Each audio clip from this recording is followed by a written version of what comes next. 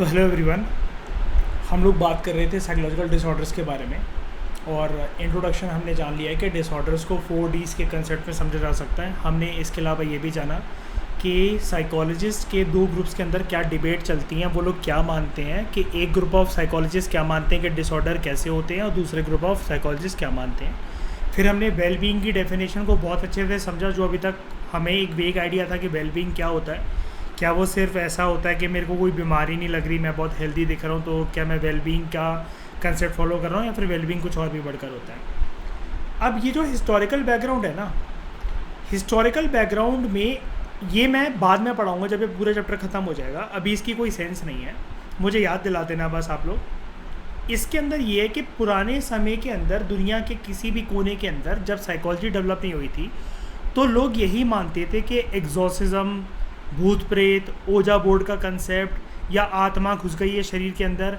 जब भी कोई बहुत वियर्ड तरीके से बिहेव कर रहा है, बहुत गुस्से में बात कर रहा है, या फिर कोई एकदम से चीख रहा है, या फिर वो तोड़ा फोड़ी कर रहा है, तो उसके अंदर कोई आत्मा घुस गई है या फिर कोई उसके शरीर के अंदर किसी आत्मा का वास है। ऐसे ही माना जाता है कि कोई भूत प्रेत, शमन, ओझा, ये रेनेसा पीरियड के अंदर क्या हुआ, इंडिया में क्या हुआ, ये जब साइकोलॉजी नहीं आई थी तब की बात है। अभी इसका कोई मतलब नहीं है, क्योंकि इसका मतलब इसलिए नहीं है, अभी आपको समझ में नहीं आएगा। तो हम डायरेक्टली पहले इस टॉपिक पे चलते हैं, फिर उसके बाद हिस्टोरिकल बैकग्राउंड की बात बाद में करेंगे। Classification of psychological disorders. अगर हमें साइकोलॉजिकल डिसऑर्डर्स को समझना है, हमें उनको क्लासीफाई करना पड़ेगा। साइकोलॉजिकल डिसऑर्डर्स की क्लासिफिकेशन कुछ इस प्रकार से होती है कि हम लोग एक लिस्ट ऑफ कैटेगरीज बनाते हैं कि स्पेसिफिक साइकोलॉजिकल डिसऑर्डर्स को हम लोग जो ग्रुप करते हैं, कुछ कुछ डिसऑर्डर्स जिनकी शेयर्ड कैरेक्टरिस्टिक्स होती है, सिमिलर कैरेक्टरिस्टिक्स होती है, उसको हम लोग एक कैटेगरी में रखते हैं। बाकी जिनकी अलग ग्रुप ऑफ कैरेक्टरिस्टिक्स होती है जो कि सिमिलर होती है, उनको अलग कैटेगरी में रखते हैं। ठीक है, यहाँ पर क्लासिफिकेशन जो करी जाती है साइकोलॉजिकल डिसऑर्डर की, वो इसलिए करी जाती है ताकि साइकोलॉजी और मेंटल हेल्थ से डील करने वाले जो लोग होते हैं दुनिया में, जैसे साइकोलॉजिस्ट, साइकेट्रिस्ट और सोशल वर्कर्स, वो आपस में कम्युनिकेट कर सकें एक स्पेसिफिक डिसऑर्डर को जो कि एक पर्टिकुलर कंट्री में एक इंसान को हो रहा है, और उसका हो सकता है सॉल्यूशन किसी दूसरे कंट्री में किसी साइकोलॉजिस्ट के पास हो, और इसमें डिसऑर्डर को ठीक करने के लिए क्या क्या रीजंस है डिसऑर्डर जिसकी वजह से हुआ, और प्रोसेसेस क्या थे, इन सब चीज़ों को देखा जा सके। ठीक है, अब यहाँ पर एक बात मैं पूछना चाहूँगा, क्या किसी को ये डिफरेंस पता है?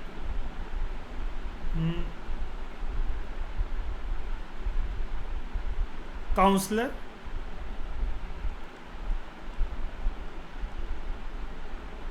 साइकोलॉजिस्ट,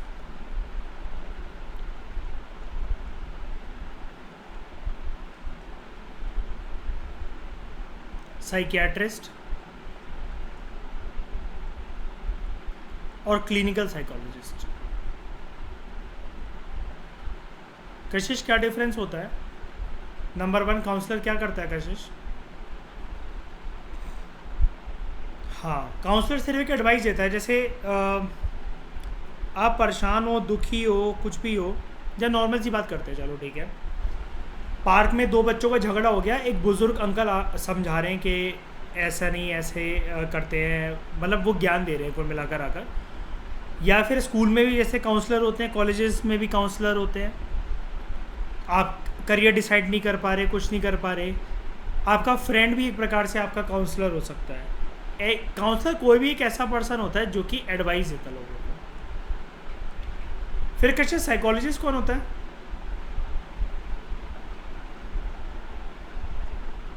साइकोलॉजिस्ट कौन होता है? वो तो मैं भी कर रहा हूँ, आप भी कर रहे हो। साइकोलॉजिस्ट होता है जिसके पास साइकोलॉजी की डिग्री होती है, जिसने बीए, एमए, एमफिल या पीएचडी कर रखी हो साइकोलॉजी में, डिग्री होती है। ठीक है, और लोगों को इस डिग्री के बेसिस पर वो लोगों को साइकोलॉजिकली ठीक करता है या करती है। क्लिनिकल साइकोलॉजिस्ट कौन होता है? साइकेट्रिस्ट पे अभी मैं आ रहा हूँ, लेकिन क्लिनिकल साइकोलॉजिस्ट कौन होता है?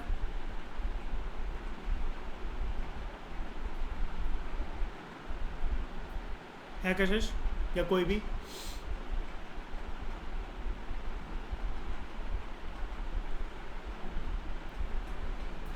ये वो पर्सन होते हैं जो लोगों को थेरेपी देकर ठीक करते हैं, थेरेपी देकर ठीक करते हैं। Also they can hypnotise the people. और मैं ये भी बताऊंगा, जैसा आप समझते हो ना हिप्नोटाइज अभी तक, कि आप सोचो अभी तक आप बचपन में जो आपका कंसेप्ट है दिमाग में, ये एक धागा है, यहाँ पर एक कोई बंद रखा है, तुम्हें नींद आ रही है, तुम सो रहे हो, तुम मेरे बहकावे में आ रहे हो, ऐसे ऐसे हिप्नोटाइज नहीं होता। ऐसे साइकोलॉजी में क्या, ऐसे हिप्नोटाइज कोई हो ही नहीं सकता। हिप्नोटाइज का एक बहुत बड़ा रूल होता है, वो आप तभी हो सकते हो जब आप होना चाहो। इसलिए हिप्नोसिस या हिप्नोटाइज जिसको बोलते हैं, करने के लिए हमेशा एक अपोजिट सेक्स का पर्सन चूज करा जाता है। यानी कि अगर कशिश पेशेंट है साइकोलॉजिकल डिसऑर्डर की, may not God do so, तो उसके सामने कोई एक पर्सन रखा जाएगा जो कि मेल हो, ताकि वो कशिश को बातों में बहलाकर फुसलाकर उससे उसके अनकॉन्शियस माइंड की बातें निकलवा सके। और लास्ट मुझे ये बताओ, साइकेट्रिस्ट कौन होता है कशिश? Very good. ये दवाइयाँ प्रिस्क्राइब कर सकते हैं, मेडिसिन, और इनके पास डॉक्टर की डिग्री होती है, इनके नाम क्या है कि डॉक्टर लगा होता है। ठीक है, बाकी तीनों दवाइयाँ नहीं दे सकते, ये दवाइयाँ दे सकते हैं। सबको फर्क समझ में आ गया? अच्छा, लाइफ टाइम जल्दी बता दो।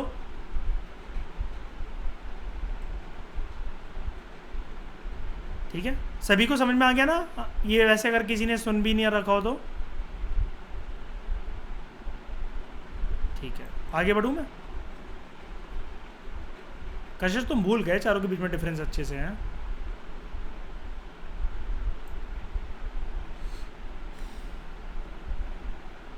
नो किंतु। उसके बाद जैसा कि मैंने कल की क्लास में बताया था, अमेरिकन साइकेट्रिक एसोसिएशन ने एक official manual time to time ये पब्लिश करता है। इस मैनुअल में, इस रिपोर्ट में या एक बुक में ये बताता है कि various kinds of psychological disorders कौन कौन से होते हैं। अभी जो वर्ल्ड में पूरी दुनिया में जो इसका करंट वर्जन यूज होता है ना इस मैनुअल का, उसका नाम है DSM-5। DSM-5। ये क्वेश्चन आ सकता है कि DSM-5 और ये ICD-10 क्या होता है? क्या ये UN की कोई ट्रीटी का कोई क्लॉज है कि ये UN का कुछ है? नहीं, UN का कुछ नहीं है। वर्ल्ड में जितने भी साइकोलॉजिकल डिसऑर्डर्स होते हैं उनको क्लासीफाई करने के लिए दो बुक है, दो मैनुअल है, दो PDF हैं। ये पहले इसका 4th वर्जन यूज होता था, 5 होने लगा है। पहले इसका ICD का 9 वर्जन यूज होता था, अब 10 यूज होने लगा है। अब आप कहोगे ये वर्जन बढ़ कैसे जाते हैं? जब नए मतलब साइकोलॉजिस्ट जब ये देखते हैं ना कि वर्ल्ड में नई नई लोगों को मानसिक बीमारियां हो रही हैं, तो बीमारियां नहीं आ गई तो अलग प्रोसीजर भी आएगा, तो वो ऐड होता जाता है, तो ऐड होता जाता है तो नया एडिशन बन जाता है इस बुक का। DSM का वो नाम होता है डायग्नोस्टिक। हम डायग्नोस मतलब पता कैसे लगाएं, डायग्नोस मतलब डॉक्टर जैसे बीमारी को पता लगाता है ना कि आंखें करो, जोर की सांस लो, जीभ बाहर निकालो, तो ये क्या पता लगाता है? वो डायग्नोस करता है कि बीमारी है क्या actually. Diagnostic and statistical manual मतलब एक तरह की रिपोर्ट कार्ड, एक मैगजीन जिसमें सारा का सारा मेंटल डिसऑर्डर्स के बारे में कैसे होता है, क्या होता है, इसके पीछे कॉजेज़ क्या हैं, इसके सिम्टम्स क्या हैं, इसके इफेक्ट्स क्या हैं और ये ठीक कैसे होगा, पूरा का पूरा लिस्ट गिवन होता है। इसका अभी वर्ल्ड में जैसा कि मैंने बताया DSM-5 का मतलब है 5th एडिशन इसका यूज़ हो रहा है। ठीक है, जो कि एक ये मैनुअल जो है कंप्लीट तरीके से क्लिनिकल क्राइटेरिया भी प्रपोज करता है कि अगर कोई डिसऑर्डर किसी पर्सन के अंदर प्रेजेंट या एब्सेंट है तो उसको क्लिनिकली ठीक कैसे करा जाएगा। दूसरा, जो क्लासिफिकेशन स्कीम इंडिया में जो यूज होती है ना, इंडिया में कोई आपसे पूछे इंडिया में क्या साइकोलॉजिकल डिसऑर्डर को क्लासिफाई करने के लिए कोई मैनुअल है, तो हाँ 10th एडिशन या 10th रिवीजन है ICD-10 का, इंटरनेशनल क्लासिफिकेशन ऑफ डिसीजेस, जिसको हम लोग बोलते हैं international classification of diseases, classification of behavioural and mental disorders. ये इंडिया में हम लोग ये वाला यूज़ करते हैं डॉक्यूमेंट, ना कि DSM-4 का। और इसको प्रिपेयर किसने करा था? WHO ने। ये दो बातें प्रीलिम्स के लिहाज से याद रखना। हर एक डिसऑर्डर के लिए ICD-10 में डिस्क्रिप्शन दे रखी होती है कि इसके क्लिनिकल फीचर्स क्या हैं, सिम्टम्स क्या होंगे अगर ये डिसऑर्डर हो जाए पर्सन को तो, और डायग्नोस्टिक गाइडलाइंस गिवन होती है कि इस पर्सन को ठीक कैसे करा जा सकता है स्टेप बाय स्टेप, जैसा कि मैंने बताया। कुल मिलाकर आप समझ गए होंगे, इसमें सिर्फ फैक्ट्स हैं बस ये, ठीक है कशिश या सब लोग शैली के 2 मैनुअल हैं, 2 मैगजीन्स हैं जो डिसऑर्डर्स को पूरे वर्ल्ड में क्लासीफाई करती हैं, DSM-5 और ICD-10। इंडिया में हम लोग ICD-10 यूज़ करते हैं। ICD-10 को WHO ने प्रिपेयर करा था। तो अगर ये क्वेश्चन आ जाए ना कल को प्रीलिम्स में कि ICD-10 किसने प्रिपेयर करा, ये ना करंट अफेयर में मिलेगा, कहीं पर भी नहीं मिलेगा, ये कहीं पर भी, और फिर नाम ही हो जाएगा कि 5 साल पहले हिंदू में आया था, ये आया था, वो आया था, कि 5 साल के करंट अफेयर करके जाने चाहिए। बुलशिट। अब हम लोग आज क्लास में एक चीज़ और समझते हैं कि फैक्टर्स क्या होते हैं एबनॉर्मल बिहेवियर के पीछे, यानी कि एबनॉर्मल बिहेवियर हो क्यों जाता है। एकदम से बैठे बैठे पर्सन के अंदर जैसी उसकी उम्र बढ़ी तो मोंजुलिका वाली ताकतें आ गई, या फिर वियर्ड बिहेव कर रहा है, लोगों को ऐसा लग रहा है इसके अंदर माता आ गई, या ये काफ़ी सालों तक बीमार रह रहा है। मैं इसमें पूरा कंसेप्ट बताऊंगा आपको, पूरा कंसेप्ट। आप लोग सब देसी लोग हो तो आप लोगों को ये सारे कंसेप्ट बताऊंगे ना, कि जिसमें भूत प्रेत की आत्मा आती है या कुछ भी होते हैं, उनको बालाजी लेकर जाया जाता है, हनुमान जी का पानी पिलाया जाता है ना, या चुड़ैल जब आ जाती है तो चोटी पकड़कर उसको भगवान के सामने पेश करा जाए। ये सारी चीज़ें इस चैप्टर में डिकोड होंगी, ठीक है। तो अगर हमें समझना है किसी भी कॉम्प्लेक्स बिहेवियर को, जो कि हमें देखने में लग रहा है कि वो बिहेवियर इतना कॉम्प्लेक्स है कि उसको एबनॉर्मल बिहेवियर कहा जा सकता है, तो साइकोलॉजिस्ट ना अलग अलग अप्रोचेस यूज़ करते हैं। हर एक अप्रोच इस बात पे फोकस करती है कि ह्यूमन बिहेवियर के अलग अलग एस्पेक्ट क्या होते हैं, हर एक अप्रोच उसको एक्सप्लेन करने की कोशिश करती है, और एबनॉर्मेलिटी को किस प्रकार से ट्रीट करा जा सकता है, उसका ट्रीटमेंट प्रोसीजर क्या होगा, इस चीज़ को भी अप्रोच डील करने की कोशिश करती है। ये अप्रोच, वेरियस अप्रोचेस इस बात पे फोकस करती है कि पर्सन का बीमार हो जाना मानसिक तरीके से ये कोई कोइंसिडेंस नहीं है, इसके पीछे बड़े सारे बायोलॉजिकल, साइकोलॉजिकल, इंटरपर्सनल और सोशियो कल्चरल फैक्टर्स रिस्पॉन्सिबल होते हैं। सोशियो कल्चरल, कल मैंने आपको थोड़ी सी हिंट दी थी कि पर्सन को जब लेबल कर दिया जाता है, तू पागल है, तू कमज़ोर है, तू ऐसा है, तू वैसा है, तू सुंदर नहीं लगता, तू सुंदर नहीं लगती, तो पर्सन अपने आप को वैसे ही मान के रख जाता है। इंटरपर्सनल मतलब कैसे कि पर्सन के ऊपर उसके पार्टनर ने या फिर घर कलेश इतना ज़्यादा होता है, बचपन से अपने मम्मी पापा को लड़ते हुए देखता है, या फिर घर का वातावरण ऐसा है कि लड़ाई झगड़ा चलते जाता है, या फिर कोई पैसों की दिक्कत चल रही है, तो बचपन से पर्सन इतना ज़्यादा मेंटल प्रेशर के अंदर वो आता है कि उसको साइकोलॉजिकल डिसऑर्डर डेवलप होने की प्रोबेबिलिटी होती है। बायोलॉजिकल और साइकोलॉजिकल ये कैसे कि पर्सन या तो कोई ज़्यादा डीपली सोच गया तो वो साइकोलॉजिकल, और बायोलॉजिकल डिसऑर्डर ना इस वजह से हुआ, ना इस वजह से हुआ, ना इस वजह से हुआ, इसके पीछे रिस्पॉन्सिबल थे पर्सन के जीन्स। जैसे कैंसर कोई कुछ भी कह दे कि आप ऐसा खा लो, वैसा खा लो, ये खा लो, वो खा लो, कैंसर के पीछे 99% जीन्स फैक्टर रिस्पॉन्सिबल होते हैं। वो किसी दादा के दादा, आपके परदादा के परदादा के किसी में जीन्स में होगा, बड़ी सारी पीढ़ियों से क्रॉस हो गई, लेकिन किसी एक पीढ़ी में आके अटक गया और वो बन गया कैंसर, ठीक है। अब बात करते हैं सबसे पहले बायोलॉजिकल फैक्टर की। ये फैक्टर इंपॉर्टेंट है, समझो उसको ध्यान से, ताकि आप ज्ञानी बनकर किसी के भी सामने आर्ग्यूमेंट पेश कर पाओ। बायोलॉजिकल फैक्टर्स हमारे बिहेवियर के सभी एस्पेक्ट को इन्फ्लुएंस करते हैं। Wide range of biological factors कौन से होते हैं जिसकी वजह से डिसऑर्डर आता है। गलत प्रकार से पर्सन के अंदर जीन्स आते हैं, उसके एंडोक्रीन ग्लैंड्स के अंदर पर्सन के अगर इम्बैलेंस हो जाता है, मम्मी या कोई भी लेडी जब प्रेग्नेंट है वो दवाइयाँ टाइम से अगर नहीं खाती है तो वो तो चलो कमज़ोर है या कुछ भी है, वो तो छोड़ो, बच्चा अगर माल न्यूट्रिशन पैदा हुआ है, तब माल नरिश पैदा हुआ है, तो कोई दिमागी चोट अगर किसी को लग गई तो, और दूसरी कंडीशंस, ये कुछ ऐसे रीजंस होते हैं जो कि पर्सन की नॉर्मल डेवलपमेंट के साथ इंटरफेयर करते हैं और पर्सन की नॉर्मल बॉडी डेवलपमेंट को रिटार्ड करते हैं। और समझते हैं इस फैक्टर को, रुक जाओ। ये जो फैक्टर्स होते हैं ये मुख्य प्रकार से प्रमुख रीजंस माने जाते हैं कि पर्सन के अंदर एबनॉर्मल बिहेवियर आता है, ठीक है। अब बायोलॉजिकल फैक्टर्स को एक्सप्लेन करने के लिए याद रखना, जैसे जो भी फैक्टर होगा ना बायोलॉजिकल फैक्टर, तो इसके लिए एक मॉडल होगा, इसको समझाने के लिए बायोलॉजिकल मॉडल। साइकोलॉजिकल फैक्टर्स की वजह से डिसऑर्डर होता है तो उसका एक मॉडल होगा साइकोलॉजिकल मॉडल, इंटरपर्सनल मॉडल, ऐसी सोशियो कल्चरल मॉडल। तो बायोलॉजिकल फैक्टर्स अभी हमने पढ़ लिए किस किस वजह से होते हैं, जीन्स वगैरह, और मतलब हमारी पीढ़ी या बचपन में लगी हुई चोट या एंडोक्रीन ग्लैंड्स का इम्बैलेंस या फिर माल न्यूट्रिशन, ये सब चीज़ें रिस्पॉन्सिबल हैं। डीएनए के अंदर कुछ डिसफंक्शनिंग वगैरह ये सब रिस्पॉन्सिबल है। अब एक जो इन वाले रीजंस को मानते हैं कि डिसऑर्डर इसकी वजह से होता है, तो ऐसे साइकोलॉजिस्ट डेवलप करते हैं बायोलॉजिकल मॉडल। अब ये मॉडल क्या कहता है? ये मॉडल ये कहता है, ध्यान से सुनना, बहुत इंपॉर्टेंट है। एबनॉर्मल बिहेवियर जब भी होता है पर्सन के अंदर, यानी कि उसका अगर मानसिक विकास नहीं हो रहा है या फिर मानसिक उसको परेशानी है या फिर कोई मेंटल डिसऑर्डर अगर हो गया, उसके पीछे बायोकेमिकल या फिजियोलॉजिकल बेसिस रिस्पॉन्सिबल होता है। तो ये जो बायोलॉजिकल रिसर्चर्स हैं, इनका मानना ये है कि साइकोलॉजिकल डिसऑर्डर्स जो होते हैं वो इस वजह से होते हैं जब आपके दिमाग में कोई एक मैसेज एक न्यूरॉन से दूसरे न्यूरॉन जाना चाहता है, लेकिन उनके बीच में जो सिग्नल है वो ट्रांसमिट अच्छे से नहीं हो पा रहा। ट्रांसमिशन पावर का एक गैप है, एक लैक है। इसको कैसे समझा जा सकता है? इसको समझा जा सकता है, देसी लैंग्वेज में इसको बोलते हैं केमिकल लोचा हो जाना दिमाग के अंदर। हमारे जो न्यूरॉन्स होते हैं वो केमिकल बैलेंस का काम करते हैं।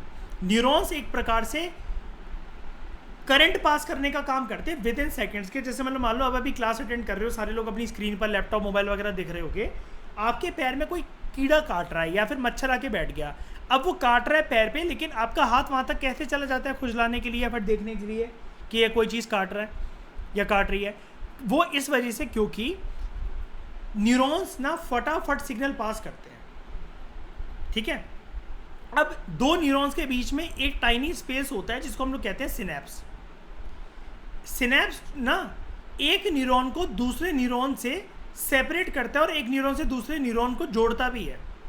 इनके बीच में ही हमारे कोई भी सोचे हुए समझे हुए मैसेज या कोई भी आपको काम करना था, आज कहीं जाना था, ये सारी इंफॉर्मेशन फीड होती है, जो कि पास कैसे होती है एक न्यूरॉन से दूसरे न्यूरॉन थ्रू इलेक्ट्रिकल इम्पल्स। इसको इलेक्ट्रिकल इम्पल्स क्यों बोला जाता है? क्योंकि विद इन सेकेंड तो फिर भी बहुत होता है, सेकेंड का भी 1/करोड़ पार्ट जो है, इतनी जल्दी ये वाला काम हो जाता है। तो नर्व जब कोई भी न्यूरॉन यानी कि नर्व सेल जब भी खत्म होता है तो वहाँ पर एक केमिकल रिलीज होता है जिसको हम लोग कहते हैं न्यूरोट्रांसमीटर। तो 100 बातों की एक बात, तो मैं ये बता रहा था कि बायोलॉजिकल मॉडल ये मानता है कि जो भी प्रॉब्लम आती है ना वो इस वजह से आती है कि जो भी एक न्यूरॉन होता है, न्यूरॉन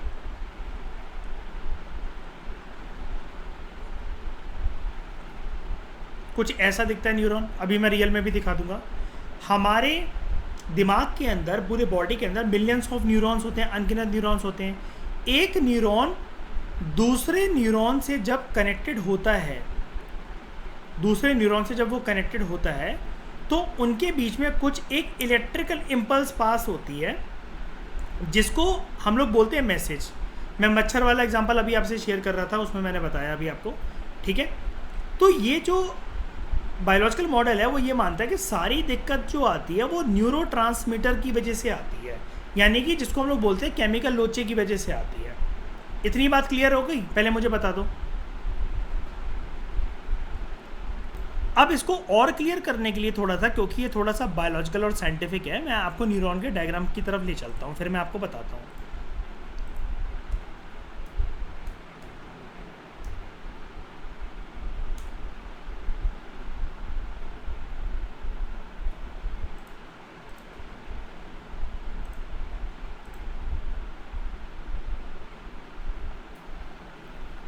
इसको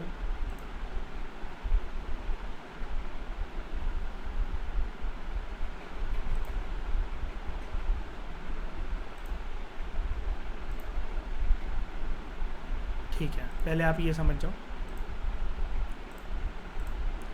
ये देखो, ये न्यूरॉन होता है हमारे दिमाग के अंदर। कुछ भी फंक्शन होता है पूरे लाइफ टाइम, जो भी आपकी मेमोरीज़ हैं, जो भी यादें हैं, हंसी खुशी, किसी को याद करके खुश होना, किसी का दुख, किसी की बातें चुभ रही हैं, सारी चीज़ों के पीछे तुम्हारी ज़िंदगी जो घूमती रहती है उसके पीछे यही स्ट्रक्चर रिस्पॉन्सिबल होता है।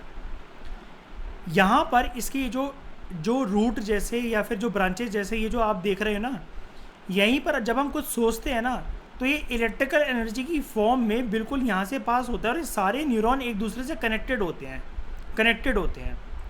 जो ये कनेक्टेड होते हैं ना, तो इनके बीच में हल्का सा एक गैप होता है जिससे केमिकल रिलीज होता है, जिसको हम लोग कहते हैं ये जो सिनेप्टिक गैप होता है। ये एक न्यूरॉन की एंडिंग है, ये दूसरे न्यूरॉन की स्टार्टिंग है। मैंने यहाँ से कोई सिग्नल भेजा, यहाँ पर देख लो, मैंने यहाँ पर कुछ चीज़ सोची और ये जो गैप है ना, यहाँ पर कुछ सेल्स घूमते हैं जो कि मतलब मेरा अच्छा सोचना, बुरा सोचना, मैं एफर्मेशंस कोई भी चीज़ दे रहा हूँ उसको सबकॉन्शियस माइंड तक जाकर स्ट्रॉन्ग करते हैं। यानी कि कुछ केमिकल मेरे न्यूरॉन्स में, मेरे दिमाग में रिलीज़ होता है।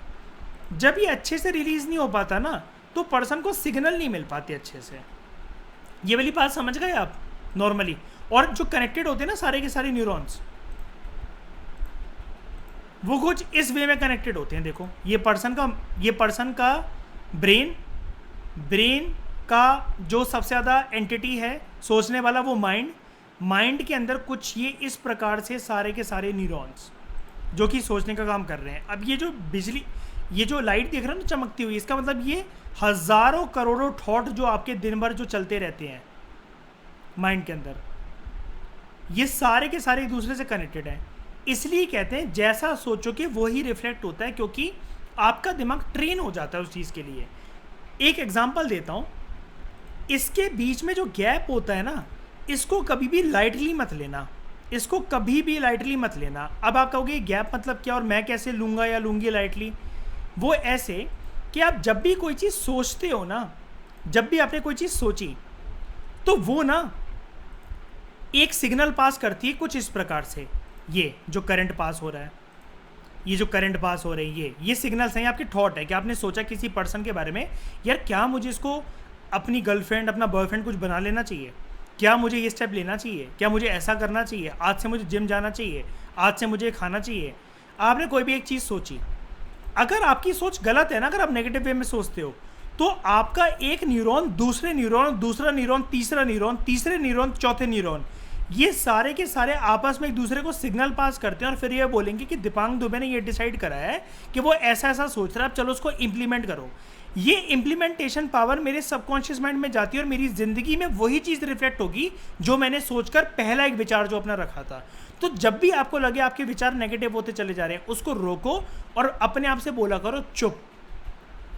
लिटरली अपने आप से बोला करो चुप, सॉरी मैंने गलती से वाला थॉट सोच लिया, मैं इसको दोबारा रिप्लेस करना चाहता हूँ, ताकि जो 4-5 न्यूरॉन फटाफट एक सेकंड में भाग गए और सिग्नल पे सिग्नल चुगलियाँ करने लगे एक दूसरे न्यूरॉन से कि ऐसा ऐसा सोच रहा है, वो ऐसा ऐसा कह रहा है, वो चीज़ आपके ऊपर हार्मफुल बन के ना निकले।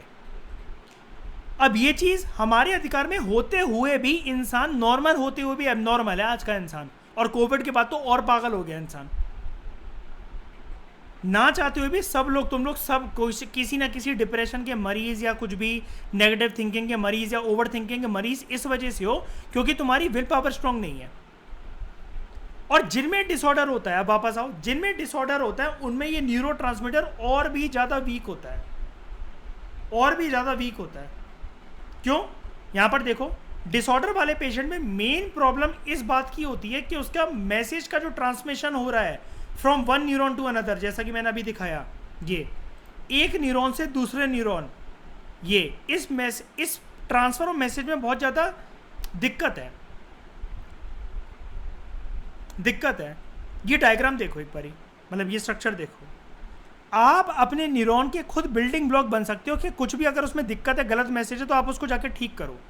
न्यूरॉन पता है कितना स्ट्रांग होता है, एक छोटा सा न्यूरॉन, एक तो वो चुगलखोरी करने में बहुत ज़्यादा स्ट्रांग, जब तक आपने कोई चीज़ सोची उसने कम से कम 10 करोड़ न्यूरॉन को वो वाली बात फैला दी तब तक, और उसको फिर 10 करोड़ लोगों तक अब आप बात एक एक जाकर तो अपनी सफाई दोगे नहीं, यार मैंने तो ऐसा बोला ही नहीं था। लेकिन ये जो सोच विचार आपने कर लिया, ये ऐसा ही होता है कि मतलब मान लो कि आपने सोच रखा था कि आप हेल्दी खाओगे, या आप चिकन छोड़ दोगे, या आप नशा कुछ भी करना छोड़ दोगे, लेकिन वो चीज़ आपकी कंटिन्यू इसलिए रहती है क्योंकि आपकी विल पावर स्ट्रांग नहीं है, आप नई थिंकिंग से कुछ सोचते ही नहीं हो।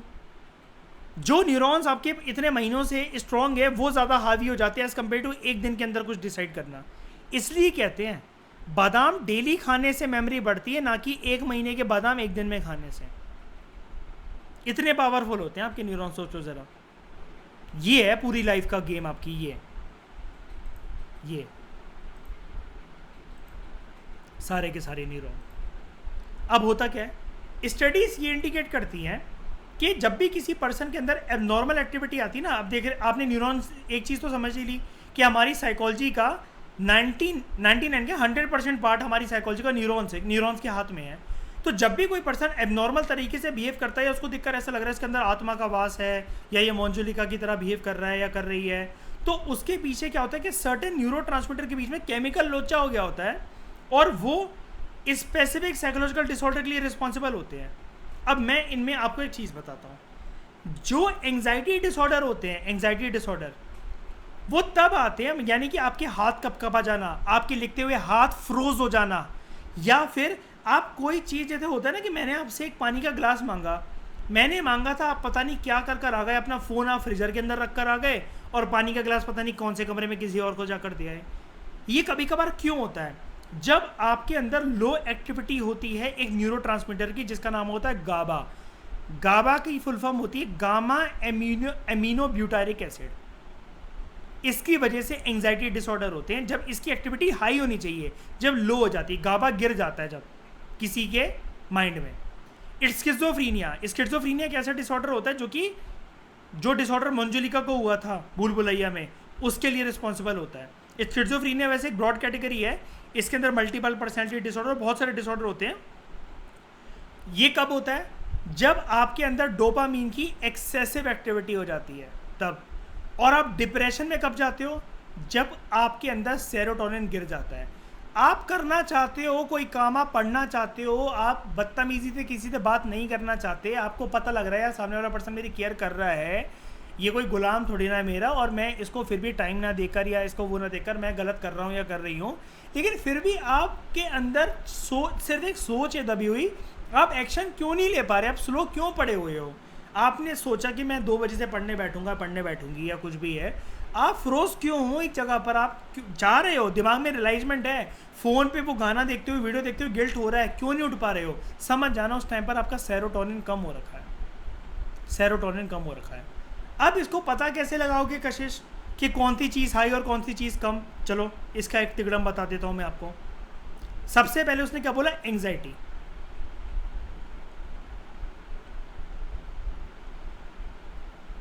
दूसरा उसने क्या बोला? स्किज़ोफ्रीनिया, यानी कि मंजुलिका वाला डिसऑर्डर। अच्छा, इसको याद रखना सब लोग, इसके अंदर टी नहीं आता, टी कहीं भी स्पेलिंग के अंदर, ये देखो मैं मिटाकर दिखाता हूँ, इसके अंदर कहीं भी टी दिख रहा है कशिश आपको स्किज़ोफ्रीनिया के अंदर? लेकिन इसकी प्रोनाउंसिएशन फिर भी होती है स्किज़ोफ्रीनिया, स्किज़ोफ्रीनिया। टी नहीं आता, बोला जाता है स्किज़ोफ्रीनिया। अब एंग्जाइटी, स्किज़ोफ्रीनिया एंड डिप्रेशन, 3 पढ़े ना अभी हमने। अब देखो इसको पहचानेंगे कैसे कि किस में हाई किस में कम डिप्रेशन। सबसे पहले बात करते हैं एंग्जाइटी की। एंग्जाइटी में पर्सन कैसा फील करता है? हाई के लो, मतलब उसकी एनर्जी कैसी होती कशिश? लो ना। तो जब गाबा लो हो तो एंग्जाइटी होता है। मंजुलिका कैसे बिहेव करती है? लो एनर्जी में कि हाई एनर्जी में?